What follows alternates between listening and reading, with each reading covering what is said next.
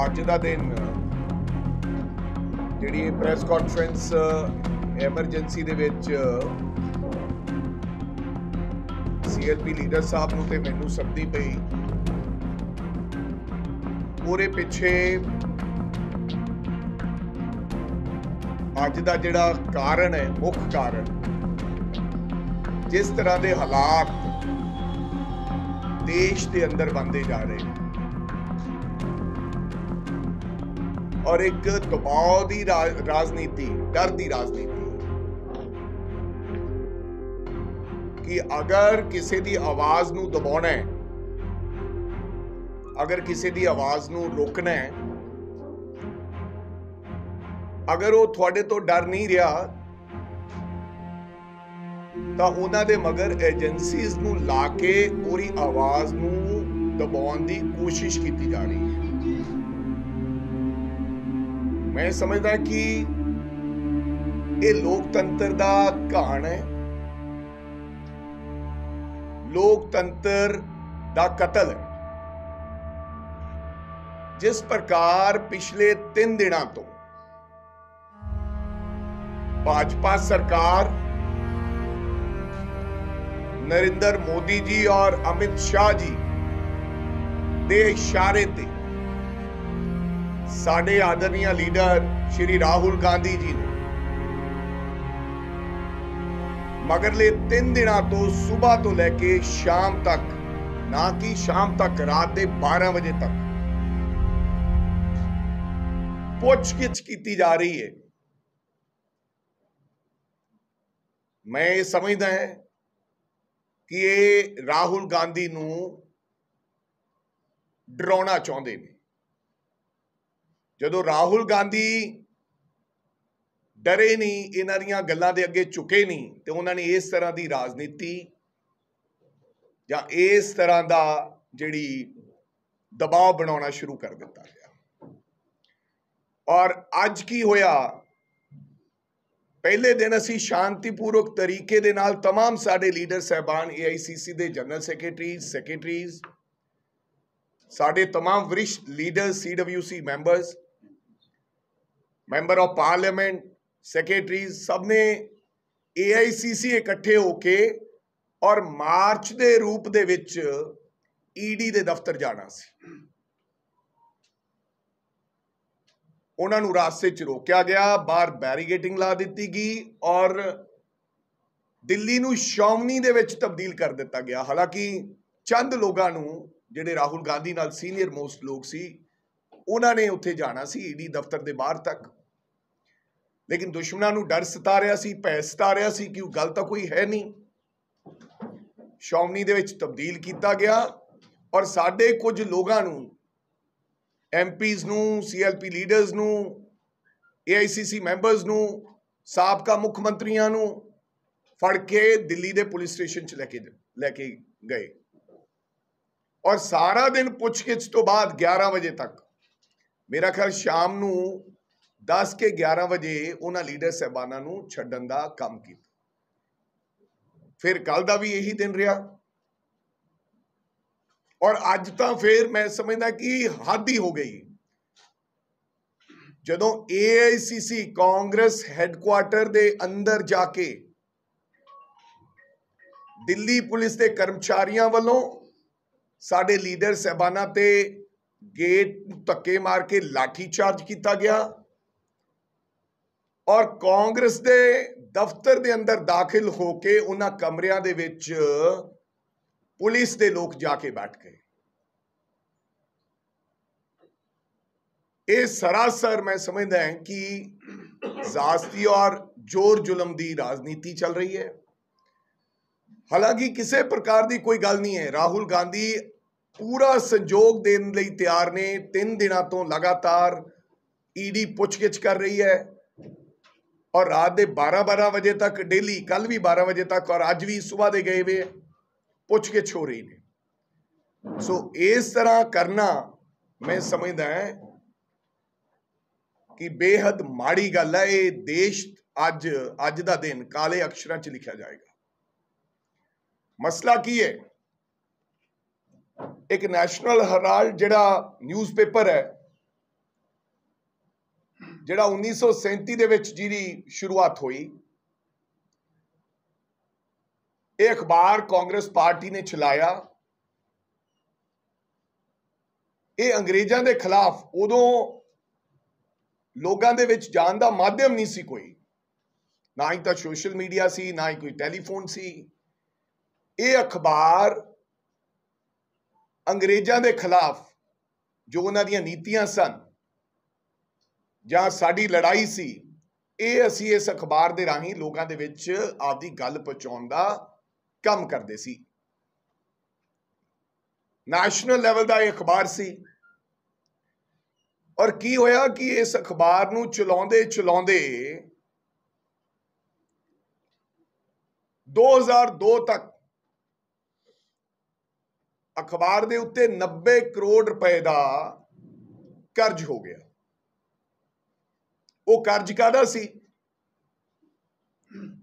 ਉਹ ਜਾਂ ਤਾਂ ਉਹਨਾਂ ਸਾਥੀਆਂ ਦੀ, ਪੱਤਰਕਾਰ ਜਿਹੜੇ ਸਾਥੀ ਸੀ ਉਹਦੇ 'ਚ ਕੰਮ ਕਰਦੇ ਸੀ, ਉਹਨਾਂ ਦੀਆਂ ਤਨਖਾਹਾਂ ਦਾ ਕਰਜ਼ ਸੀ, ਜਾਂ ਉਹਨਾਂ ਦੀਆਂ VRS ਦੇਣੀਆਂ ਸਨ ਜਿਹੜੇ ਰਿਟਾਇਰ ਹੋ ਗਏ ਸਨ, ਜਿਨ੍ਹਾਂ ਨੇ ਦੇਸ਼ ਦੀ ਆਜ਼ਾਦੀ ਦੀ ਲੜਾਈ ਲੜਦਿਆਂ ਲੜਦਿਆਂ ਅਖਬਾਰ ਦੇ ਵਿੱਚ ਕੰਮ ਕੀਤਾ, ਉਹਨਾਂ ਦਾ ਮਿਹਨਤਾਨਾ ਸੀ, ਜਾਂ ਫਿਰ ਗਵਰਨਮੈਂਟ ਦੀਆਂ ਜਿਹੜੇ ਕੋਈ ਲੀਜ਼ ਮਨੀ ਸੀ ਜਾਂ ਬਿੱਲ ਦੇਣੇ ਸੀ। ਇਹ ਉਹ तमाम 90 ਕਰੋੜ ਰੁਪਇਆ ਜਿਹੜਾ ਅਖਬਾਰ ਦੇ ਉੱਪਰ ਕਰਜ਼ਾ ਹੋਇਆ। ਔਰ ਉਸ ਤੋਂ ਬਾਅਦ ਕਾਂਗਰਸ ਕਮੇਟੀ ਨੇ, ਭਾਰਤੀ ਰਾਸ਼ਟਰੀ ਕਾਂਗਰਸ ਨੇ 2002 ਤੋਂ ਲੈ ਕੇ 2011 ਤੱਕ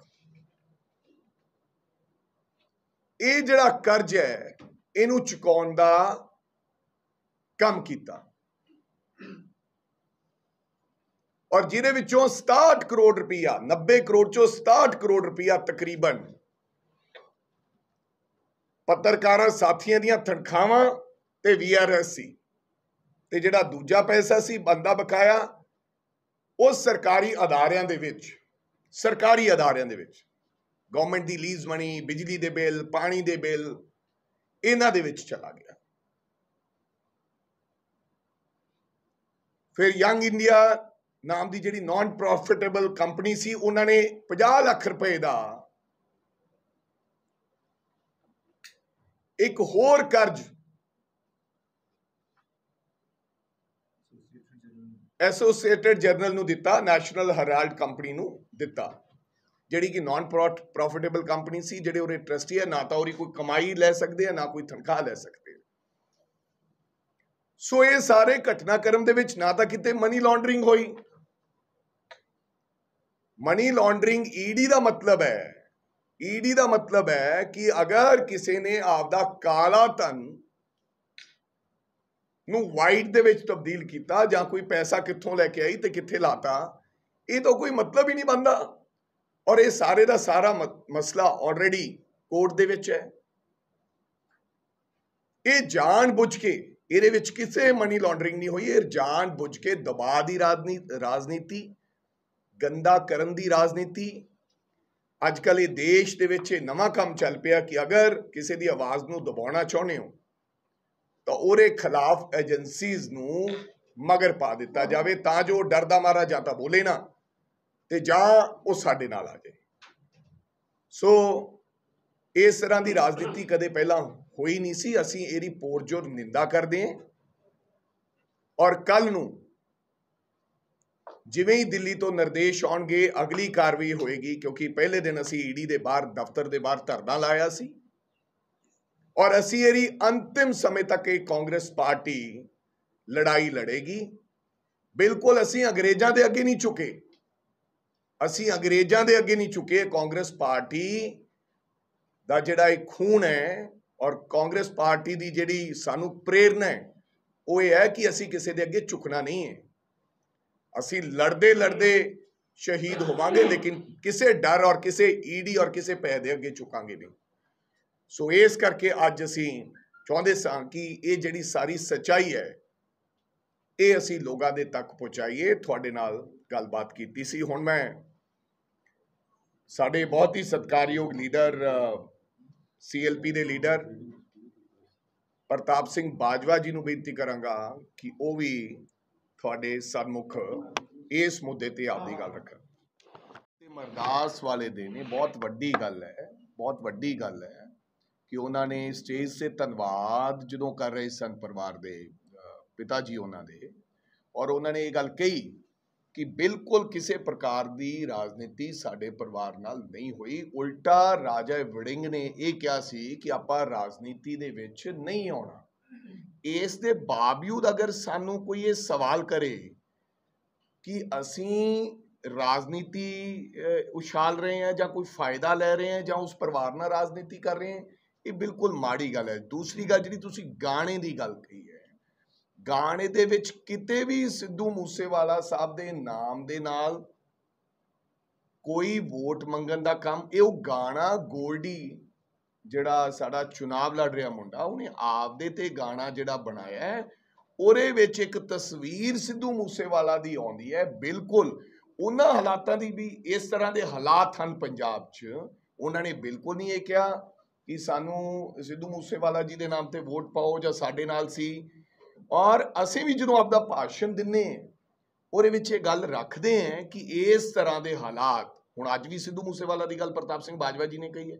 ਇਹਦਾ ਮਤਲਬ ਇਹ ਨਹੀਂ ਹੈ ਕਿ ਅਸੀਂ ਕੋਈ ਰਾਜਨੀਤੀ ਕਰ ਰਹੇ ਹਾਂ। ਹਾਂ, ਇੱਕ ਨੌਜਵਾਨ ਸਾਥੀ ਚਲਾ ਗਿਆ, ਉਹਦੇ ਗੁਨੇਗਾਰ, ਉਹਦੇ ਕਾਤਲਾਂ ਨੂੰ ਫੜਾਉਣਾ ਜਾਂ ਪਰਿਵਾਰ ਨੂੰ ਇਨਸਾਫ ਦਿਵਾਉਣਾ ਜਾਂ ਵਾਰ-ਵਾਰ ਗੱਲ ਸਰਕਾਰ ਦੇ ਕੰਨਾਂ ਤੱਕ ਪਹੁੰਚਾਉਣੀ, ਅਗਰ ਇਹ ਰਾਜਨੀਤੀ ਹੈ ਤਾਂ ਅਸੀਂ ਕਰਦੇ ਰਵਾਂਗੇ। ਜਿੱਥੋਂ ਤੱਕ ਪਰਿਵਾਰ ਦਾ ਤਾਲੁਕਾਤ ਹੈ, ਅਸੀਂ ਨਹੀਂ, ਮੈਂ ਹੀ ਕੱਲ ਉਹ ਫੋਟੋਆਂ ਵੀ ਭੇਜੀਆਂ ਸੀ ਪਰਿਵਾਰ ਨੂੰ। ਕੁਝ ਰਾਜਸੀ ਪਾਰਟੀਆਂ ਦੇ ਆਗੂ ਸਾਹਿਬਾਨ ਆਪਦਾ ਲਾਹਾ ਲੈਣ ਲਈ, ਅਸੀਂ ਤਾਂ ਕਹਿੰਦੇ ਹਾਂ, ਹਾਲਾਂਕਿ ਕਾਂਗਰਸ ਪਾਰਟੀ ਦਾ ਚੁਣਾਵ ਲੜਿਆ ਸੀ ਸਿੱਧੂ ਮੂਸੇਵਾਲਾ, ਸਾਡੀ ਪਾਰਟੀ ਦਾ ਮੈਂਬਰ ਸੀ, ਉਹਨਾਂ ਦੀ ਮਾਤਾ ਜੀ ਸਰਪੰਚ ਸਨ, ਲੇਕਿਨ ਅੱਜ ਵੀ ਅਸੀਂ ਅਪੀਲ ਕਰਦੇ ਹਾਂ ਕਿ ਅਸੀਂ ਸਿੱਧੂ ਮੂਸੇਵਾਲਾ ਸਭ ਦਾ ਸਾਂਝਾ ਸੀ।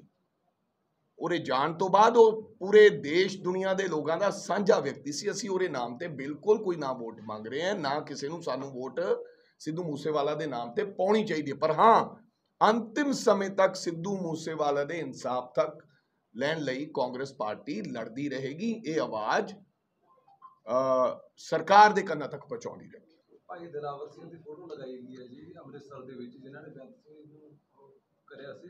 ਕੇਂਦਰੀ ਸਿੱਖ ਅਜਾਇਬ ਘਰ 'ਚ ਫੋਟੋ ਲਗਾਈ ਗਈ ਹੈ, ਉਹਦੇ ਬਾਰੇ ਕੀ ਕਹੋਗੇ?